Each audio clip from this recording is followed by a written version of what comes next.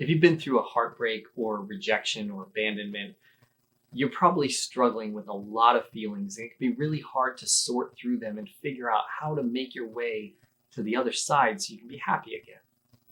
In this video, I'm going to help you find your way to the other side by helping you sort out how you're feeling and why.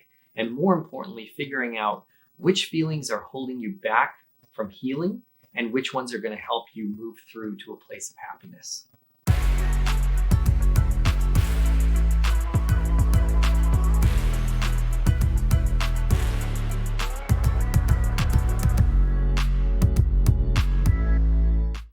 Whenever we're rejected, there's this swirl of emotions going on in us afterwards. We can feel lost and alone. We can feel sad and torn and like we're not good enough. We can feel weighed and measured and like we failed at something. Sometimes we feel embarrassed. There's so many feelings that make up this cocktail of sadness inside someone when they've been through a breakup or some type of rejection. The problem is that this cocktail is made up of a combination of some feelings that are medicine, that are actually going to help us heal and come out the other side in a healthy way, right alongside some toxins that are going to infect us and stick with us forever unless we do something to clear them out of our system. The good news is it's actually pretty easy when you step back to separate these two types of feelings because they typically fall into two really concrete camps. The first set of feelings we have is loss. And those feelings are healthy. They're okay. In fact, you're going to have to process those feelings if you're going to want to get through this. So when you think about the losses you took from the breakup or the rejection, maybe you really liked being with that person, or you liked being part of that group, or the job you had, or whatever it is that you felt rejected from. Maybe you're just going to miss that person's presence in your life. And that's okay. You need to let yourself feel that and process it and not hide from it. Maybe you're going to miss the life you thought you had. Maybe you had a life together that you liked, or maybe you really liked your job. You liked your daily routine and everything that wrapped around that job. You're going to have to process the loss of that. You're also going to have to process the loss of what you thought was your future, because a lot of us live in our heads and we have all these thoughts of the future when we're in a certain situation or relationship. When that relationship is taken away, all those thoughts of the future are going to be shattered. And it's really important to let yourself mourn that loss, because now you're going to have to build a new future for yourself. You're not going to be in a place to build that unless you let yourself feel the loss of the one that you have to let go of. But now let's talk about the toxic feelings that we have when we have been rejected, that really creep in insidiously and poison us many times for years to come. The feelings I'm talking about here are the feelings of you being judged, weighed, measured, evaluated, and found wanting. The feelings where you feel like that person or those people have taken a look at you, they've taken time to get to know you and said, no, you're not good enough. You're not wanted anymore. There's nothing we can do that's going to make that not hurt at all. But there is something we do to ourselves subconsciously that makes it hurt far worse than it needs to and really messes us up for the future. So let's unpack it. What I'm talking about is when we universalize the other person's judgment of us and assume that it speaks for the whole world.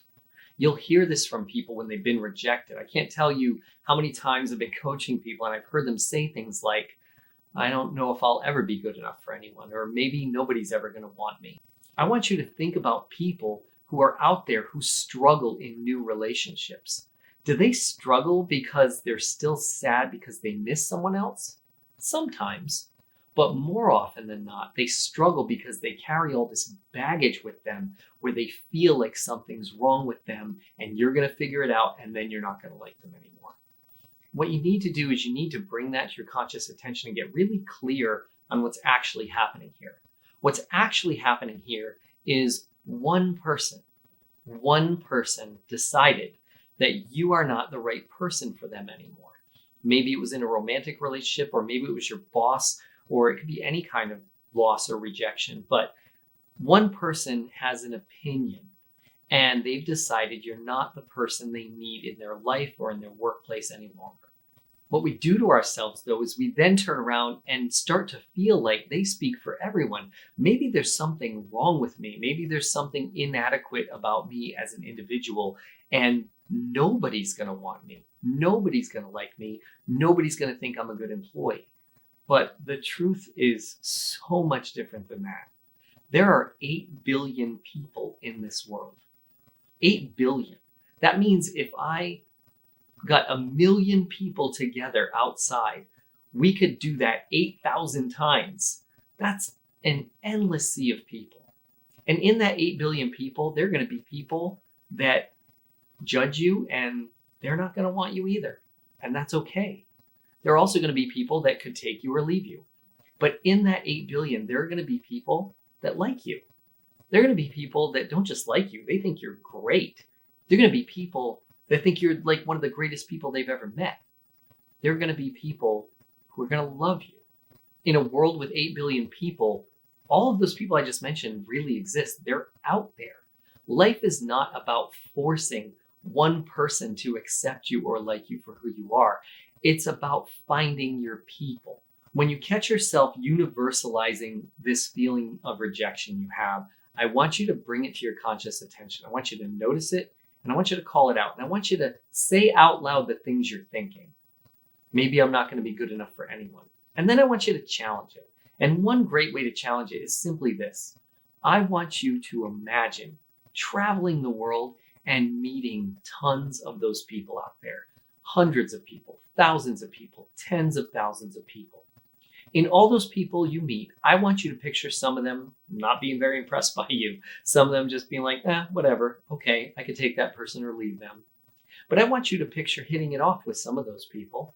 I want you to picture some of them walking away going, wow, I really like that person. They're great. I want you to picture some of them thinking you're awesome and some of them really starting to fall for you. Challenging those universalized feelings you have of rejection, challenging it when you tell yourself you think there's something wrong with you or no one's going to want you or you're not good enough, and forcing yourself to see the world more clearly is going to help you get through rejection and loss in a much healthier way. There's nothing you can do to stop yourself from feeling sad at the loss you experienced. There's also nothing you can do to stop yourself from feeling regret if there's things you wish you would have done differently. Both of those are healthy feelings, even though they hurt. Let yourself cry. Let yourself get through it. Let yourself mourn. But the thing that's not going to help you is adding in all these toxic feelings of self-doubt and self-hate that are going to stick with you forever. This rejection that you went through is one person or one group. They don't speak for the world. And out there in the world, you may not realize it yet, but you've got an audience of adoring fans. You just have to find them. I hope this video was helpful to you. If you liked the video, please do us a favor and hit that like button below. If you want more content like this, or you want help getting clear on anything in your life, go ahead and click that subscribe button and we'll keep you updated on more videos and content as we release them.